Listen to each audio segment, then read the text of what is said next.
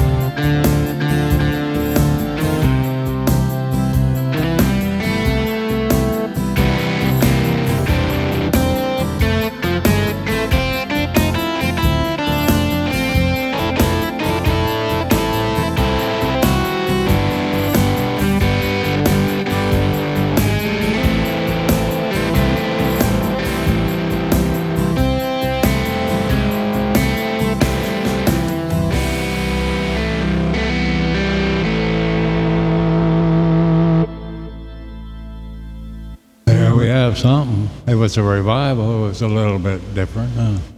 So I think maybe it was a reset. It was what? I don't know what that was. But I will pick a name later after I listen to it a couple times. How's your day going, huh? Don't worry about not being able to answer me. Just say it out loud. How's your day going? If it's going shitty, scream. Let your neighbors know that you're a little uptight. Or don't if they're not good neighbors. Your choice is simply yours. Your whole day is your choice. Your choice. It doesn't matter what you have to do. It's still your choice. If you're responsible, you'll do what you need to do that's responsible. If you don't, you'll just say, screw it. But it's all your choice. Everything you do is a choice. Even if you get in your car and you have an accident and it wasn't your fault, it was your choice to get in the car. That's the tough part of our life. Because after the accident, you feel guilty and you can't figure out why. Do you understand what I just said? It was your choice to get in the car in the first place. And just because somebody nailed you in an intersection and put you in the hospital, and it wasn't your fault,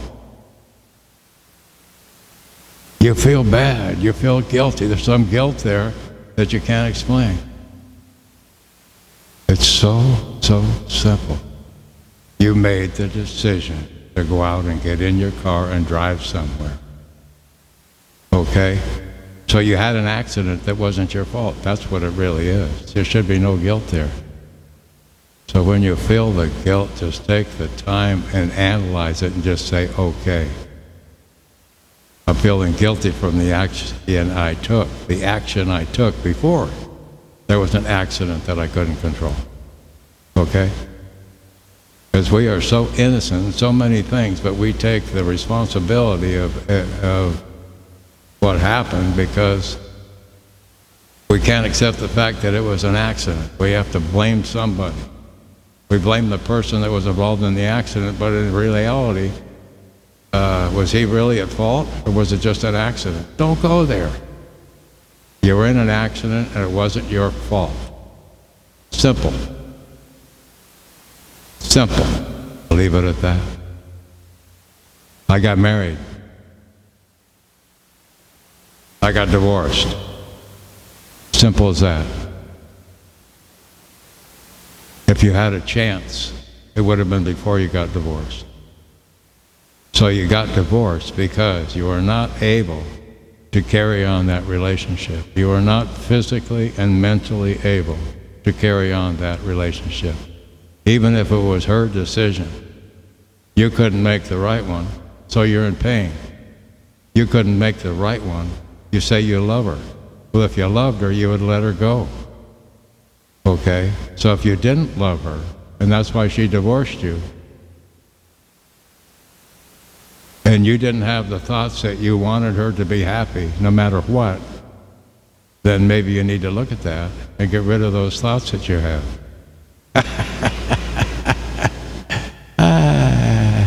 We don't need to get in a blender and have somebody else push the switch. We've already pushed the switch, so now we need to figure out where all this pain is really coming from. It's like with the divorce I just talked about.